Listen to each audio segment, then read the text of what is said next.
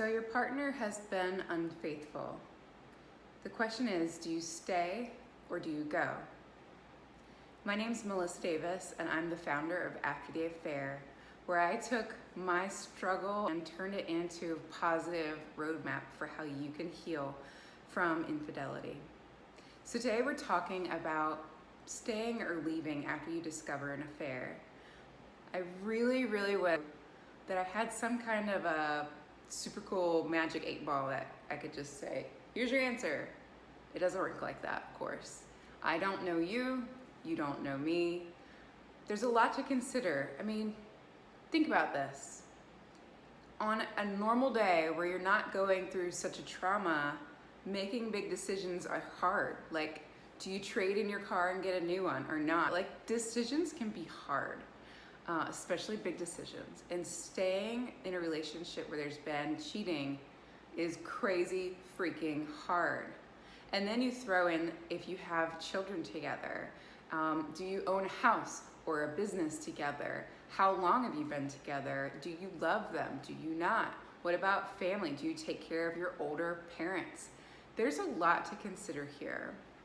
So I want to kind of give you some direction. Sorry, I cannot give you the answer, but some things to look for and some things to consider.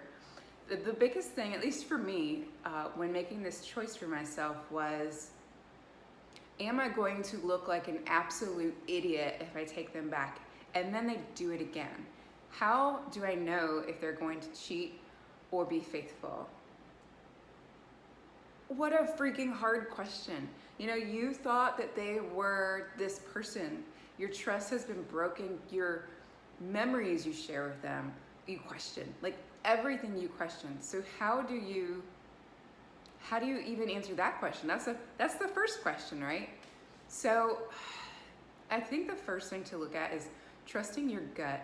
I know many of us really thought that, you know, we had this like weird feeling, you know, just something wasn't right, maybe.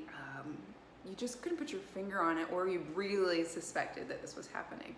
So that's the first thing to kind of lean into, is trusting your gut.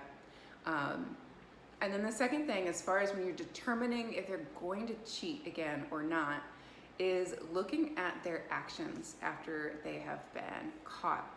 Well, first of all, were they caught or did they confess? Because confessing is going to be a lot different as far as, you know, confessing means they were very broken about it. They couldn't handle the lying. You know, that's just a little different. Getting caught means they would keep doing it, likely, right? So you want to look at that. The other thing that you want to look at is, how are they treating you now that they have been caught?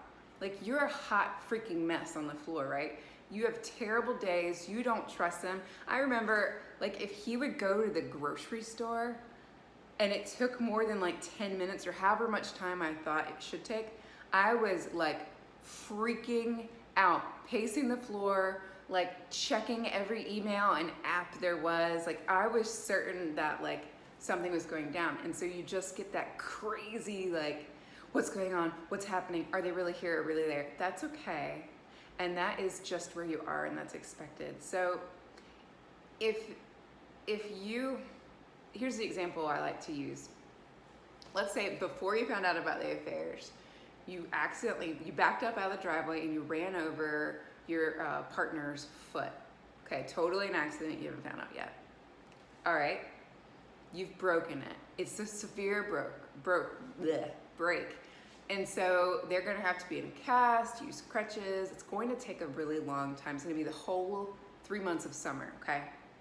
Now, after a week of them being in pain and probably whining and being really needy for your help, are you going to start being like, could you just get over this already? I mean, seriously, I already said I was sorry. No, you're going to actually feel sorry. You're going to drive them to doctor's appointments. You're going to make the doctor's appointments, likely. You're going to do everything you can the whole time that they need you, no matter how long it takes. So that's what you want to look for your partner. If your partner's like manipulating you, gaslighting you, making you feel like you're the crazy one for feeling however you feel, If they aren't being completely patient with you, if they aren't being totally transparent, like going out of their way to offering you their phone, their computers, their passwords to everything, if they aren't doing everything in their power, then are they really sorry? That's a question you want to ask yourself. And so that's where I want you to start. It's just looking at them. I like to say you need to like plug your ears up and tie yourself to a tree somewhere and just don't listen to any words, because you're at such a raw point, so emotional, and so, I mean, just in trauma.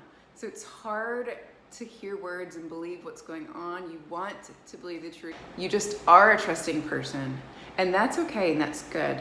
But at this point in time, only what you see, consistent actions over time, that's gonna help you get those decisions made, whether to stay or to go. One example I want to leave you with before we go is, this one woman who is part of After the Affair. Her husband was very, very remorseful about this, and his actions showed it. And so he would, when he was at work, he knew that she would be like, well, where is he really?